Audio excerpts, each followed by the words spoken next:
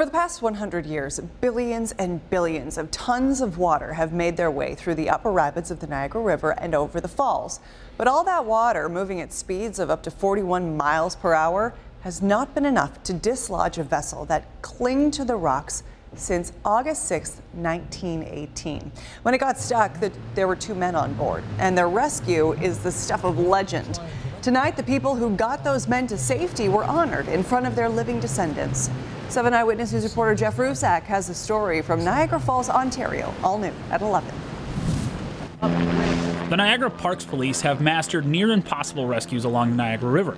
Monday, just upstream from the Horseshoe Falls, the Canadian first responders demonstrated what they're capable of. But plucking a victim from a helicopter hasn't always been an option, and nothing proves that point more than this relic, stuck in the rapids of the Niagara for exactly 1 century. Every time I come to the falls, I make my mom tell the story. On August 6, 1918, this scow broke free from a tugboat with 2 men aboard. Less than 2,000 feet from the falls, they dropped the bottom of the boat, stopping it 200 yards from the Canadian shore. They were stranded. The U.S. Coast Guard shot a rope from a cannon to the men.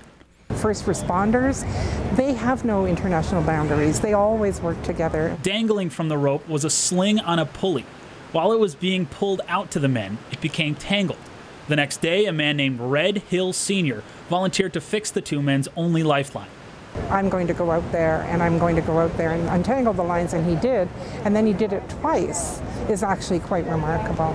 Hours later, the 2 men were rescued. There are just certain people in life who will step up and step into a situation, even though they don't have to be there. There was over 100 men on the roof of that powerhouse. One guy volunteered twice to go out. He didn't have to.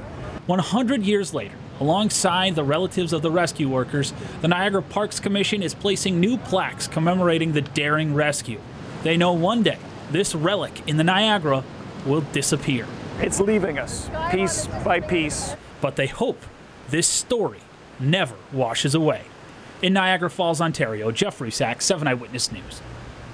An amazing story, a really interesting piece of history, right? Yeah. In terms of looking back at that 100 years ago, it's pretty wild. I love to see the photos. It's really great. Yeah. I think even Nick Willowedna is looking at that going, I'm not sure I'm volunteering for that one, right? I mean, look at it. There was no net for that guy. Oh, Exactly.